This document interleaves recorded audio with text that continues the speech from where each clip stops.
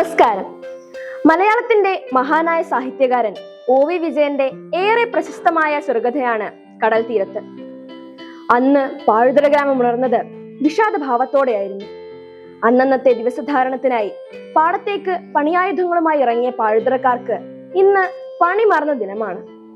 കയ്യിൽ പൊതിച്ചോറുമായി ഒരു വൃദ്ധൻ വെള്ളായപ്പൻ തന്റെ കുടിലിന് പുറത്തേക്ക് ഇറങ്ങി. മുറ്റം നിറയെ ആൾക്കാർ. വെള്ളായപ്പൻ എല്ലാവരുടെയും മുഖത്തേക്ക് നോക്കി. എല്ലാവരിലും ദുഃഖഭാവം, സഹാനുഭൂതി. വെള്ളായപ്പൻ കണ്ണൂർക്ക് പോവുകയാണ്. കണ്ണൂരിലേക്കുള്ള വെള്ളായപ്പന്റെ യാത്ര പാഴുതറ എന്ന ഗ്രാമത്തിന് വേണ്ടിയുള്ള യാത്രയായിരുന്നു. കയ്യിൽ പണമുണ്ടായിരുന്നെങ്കിൽ പാഴുതറ ഗ്രാമത്തിലെ എല്ലാവരെയും വെള്ളായപ്പനൊപ്പം കൊണ്ടുപോയേനെ. വെള്ളായപ്പൻ പ്രാർത്ഥനയോടെ ഇറങ്ങി. ദൈവങ്ങളെ, തമ്പുരാക്കന്മാരെ, വെള്ളായപ്പനെ രക്ഷിക്കണേ, എന്റെ മോൻ കണ്ടുണ്ണിയെ കാത്തോളണേ. വെള്ളായപ്പന്റെ ഭാര്യ കോടച്ച് കെട്ടിത്തന്ന പൊതിച്ചോറുമായി വെള്ളായപ്പൻ ഇറങ്ങി. എതിരെ വരുന്നു കുട്ടിയസൻ മാപ്പിള. വെള്ളായി, മരിക്കാറെ. 2 വാക്കുകൾ മാത്രം. ആ വാക്കുകൾക്കിടയിൽ ദീർഘവും സമ്പന്നവുമായ സംഭാഷണ പരമ്പരകൾ തന്നെ ഉണ്ടായിരുന്നു. മരിക്കാറെ, നിങ്ങൾക്ക് ഞാൻ 15 റുപ്യ തരാനുണ്ട്. വെള്ളായി, ഈ യാത്രയിൽ നിങ്ങൾ അതിനെക്കുറിച്ച് ഒന്നും ആലോചിക്കരുത്. ചിലപ്പോ എനിക്കിനി ഇത് തന്നു തീർക്കാൻ പറ്റിയെന്ന് വരില്ല. വെള്ളായി, വീട്ടാത്ത കടങ്ങൾ പടച്ചോന്റെ സൂക്ഷിപ്പുകളാണ്. അതങ്ങനെ തന്നെ ഇരിക്കട്ടെ. എന്നാലും സങ്കടം കൊണ്ട് എന്റെ ചങ്ക് പിളരാണ്. വെട്ടുവഴി കഴിഞ്ഞ് വെള്ളായപ്പൻ പുഴയിലേക്ക് ഇറങ്ങി. കാൽവണ്ണയെ തഴുകിക്കൊണ്ടും പരൽമീനുകളെ പേറിക്കൊണ്ടും പുഴ ഒഴുകി. വെള്ളായപ്പൻ തീവണ്ടി ആഫീസിലെത്തി. ടിക്കറ്റ് എടുക്കാനായി മുണ്ടിന്റെ കോന്തലയഴിച്ച് പണം പുറത്തെടുത്തു. ഒരു കണ്ണൂര്. ടിക്കറ്റ് എടുത്തു കഴിഞ്ഞപ്പോൾ യാത്രയുടെ ഒരു ഘട്ടം പൂർത്തിയായതുപോലെ വെള്ളായപ്പന് തോന്നി. പ്ലാറ്റ്ഫോമിലെ ഒരു ബെഞ്ചിലേക്ക് വെള്ളായപ്പൻ വന്നിരുന്നു. ആരൊക്കെയോ കടന്നുപോയി. ഏതൊക്കെയോ വണ്ടികൾ വന്നിരമ്പി നിന്നു. ഒന്നും വെള്ളായപ്പൻ അറിഞ്ഞില്ല. പതുക്കെ ചിന്തയിലാണ്ട്. പിന്നീട് ഉറക്കത്തിലേക്ക് വഴുതിരിഞ്ഞു. ഉറക്കത്തിൽ വെള്ളായപ്പൻ സ്വപ്നങ്ങൾ കണ്ടു. എല്ലാം അശുഭങ്ങൾ, അശ്രീകരങ്ങൾ. ഒടുവിൽ വെള്ളായപ്പൻ ഞെട്ടി എഴുന്നേറ്റു. കണ്ടുണ്ണി, എന്റെ മോനെ. കണ്ണൂർ വണ്ടി വന്ന് ഇരമ്പി നിന്നു. വെള്ളായപ്പൻ തീവണ്ടിയുടെ അടുത്തേക്ക് ഓടി. ഒഴിവുള്ളിടത്ത് കയറി. അയ്യോ കാരണവരെ, ഇത് റിസർവ്ഡ് ആണ്, അപ്പുറത്തെങ്ങാനും പോയി കയറ്. അപ്പുറത്ത് പോയി കയറി. അയ്യോ കാരണവരെ, ഇത് കൂടിയ ക്ലാസ്സാ, 1ാം ക്ലാസ്സാ, മറ്റെവിടെങ്കിലും നോക്ക്. അങ്ങനെ ഒടുവിൽ ഒരു കമ്പാർട്ട്മെന്റിൽ കയറി കൂടി. ഇരിക്കാൻ ഇടമില്ല. എനിക്കിരിക്കണ്ട, പിടിച്ചു നിൽക്കാം, എനിക്ക് ഉറങ്ങണ്ട.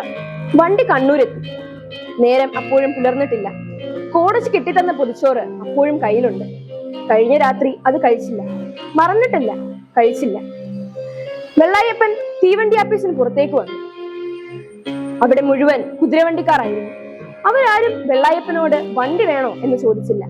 എന്നാൽ വെള്ളായപ്പൻ അവരോട് ചോദിച്ചു, ജയിലിലേക്ക് ഏതാ വശി? ഡേ രാവിലെ ഒരു കിളവൻ വന്ന് ജയിലിലേക്കുള്ള വഴി ചോദിക്കുന്നു. അമ്മാവാ, മോട്ടിക്ക് അറിയാവോ? മോട്ടിച്ചാ മതി, വേഗം അങ്ങ് ജയിലിലെത്താം. ജയിലിലേക്കുള്ള വഴി വെള്ളായപ്പൻ ആരോടോ ചോദിച്ചറിഞ്ഞു. വെള്ളായപ്പൻ ജയിലിലെത്തി. എന്നാൽ പാറാവുകാരൻ വെള്ളായപ്പനെ തടഞ്ഞു. എങ്ങോട്ടായി അതിരാവിലെ? എന്റെ മോൻ കണ്ടുണ്ണി, അവൻ ഇവിടെ ഉണ്ട്. ഈ നേരം പരപരാ വിളക്കും മുമ്പ് ആരെങ്ങോട്ട് പറഞ്ഞയച്ചേ? അല്ല, എന്റെ മോൻ.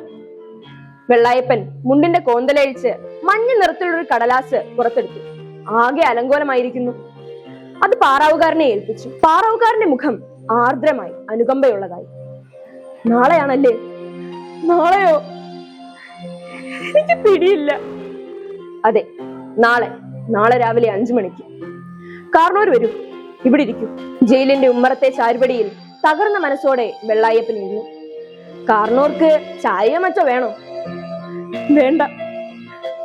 എന്റെ മകൻ കണ്ടുണ്ണി കഴിഞ്ഞ രാത്രി ഉറങ്ങിയിട്ടുണ്ടാവില്ല. ഉറങ്ങാതെ ഉണർന്നിട്ടുണ്ടാവില്ല. ഉറങ്ങാതെ ഉണരാതെ അവന് ചായ കുടിക്കാൻ മനസ്സ് വരുന്നത് എങ്ങനെ? വെള്ളായപ്പന്റെ കൈപ്പടം പൊതിച്ചോറിൽ അമർന്നു. നേരം പുലർന്നു. ആ പാറാവുകാരൻ വീണ്ടും വെള്ളായപ്പന്റെ മുന്നിലെത്തി. കാർണോരെ, വരൂ. വെള്ളായപ്പൻ ജയിലിനുള്ളിലേക്ക് പോയി. വെയിലിന്റെ ചൂടറിയാത്ത ഇരുണ്ട് തണുത്ത ഇടനാഴിയിലൂടെ വെള്ളായപ്പൻ നടന്നു. അതാ ഇരുമ്പഴികൾക്കുള്ളിൽ കണ്ടുണ്ണി. സാന്ത്വനം കൊടുക്കുകയോ വാങ്ങുകയോ കഴിയാനാവാതെ ആ അപ്പനും മകനും അങ്ങനെ നിന്നു. വെള്ളായപ്പൻ അഴികൾക്കുള്ളിലേക്ക് കയറി. അപ്പാ, മോനെ. ആ അപ്പനും മകനും കെട്ടിപ്പിടിച്ചു കരഞ്ഞു. മോനെ കണ്ടുണ്ണി. അപ്പ. മോനെ നീ എന്ത് ചെയ്തു? എനിക്ക് ഓർമ്മയില്ലപ്പ. മോനെ കൊലപാതകം നടത്തിയോ? എനിക്ക് ഓർമ്മയില്ല. സാരമില്ല, ഇനി ഒന്നും ഓർമ്മിക്കേണ്ടതില്ല. അപ്പ അവരെന്നെ തൂക്കിക്കൊല്ലുവോ അപ്പ? എനിക്കറിയില്ല മോനെ. അപ്പ എന്നെ തൂക്കിക്കൊല്ലാൻ സമ്മതിക്കരുതേ അപ്പ. എന്നെ തൂക്കിക്കൊല്ലാൻ സമ്മതിക്കരുതേ. കാരണവരെ സമയം കഴിഞ്ഞു. വെള്ളായപ്പൻ അവസാന തിരിഞ്ഞുനോട്ടത്തിന്റെ ശ്രദ്ധാഞ്ജലിയോടെ പുറത്തേക്കിറങ്ങി. ആ പകൽ മുഴുവൻ വെള്ളായപ്പൻ ജയിലിന്റെ പരിസരങ്ങളിൽ കാത്തുകിടന്നു. അടുത്ത ദിവസം രാവിലെ ദാ ആ പാറാവുകാരൻ വീണ്ടും മുന്നിൽ വന്ന് നിൽക്കുന്നു. കാരണവരെ കഴിഞ്ഞു. പുലർച്ചെ 5 മണിക്ക് തന്നെ വെള്ളായപ്പന്റെ മകനെ തൂക്കിക്കൊന്നു. വാ, വന്ന് ശവം ഏറ്റുവാങ്ങും. വെള്ളായപ്പൻ തന്റെ മകന്റെ ചേതനയേറ്റ ശരീരം ഏറ്റുവാങ്ങി. കാരണവർക്ക് താല്പര്യമുള്ള രീതിയിൽ ശവം സംസ്കരിക്കാം. ഇല്ല, എനിക്ക് താല്പര്യമില്ല. ഈ ശവത്തിന്റെ ചുമതല നിങ്ങൾ ഏറ്റെടുക്കുന്നില്ലേ? അതല്ലേ ഏമാമാരെ, എന്റെ കയ്യിൽ പണമില്ല. കണ്ടുണ്ണിയുടെ ശവം സംസ്കരിച്ചതിനു ശേഷം വെള്ളായപ്പൻ കടൽ തീരത്തെത്തി. കയ്യിൽ എന്തോ നനഞ്ഞു കുതിരുന്നു. കോടതി കെട്ടിക്കൊടുത്ത പൊതിച്ചോ. വെള്ളായപ്പൻ പൊതിയഴിച്ച് ആ അന്നം വാരി നിലത്തേക്കെറിഞ്ഞു. ബലിക്കാക്കകൾ അന്നം കൊത്തി തിന്നാനായി ഇറങ്ങി വന്നു. നന്ദി.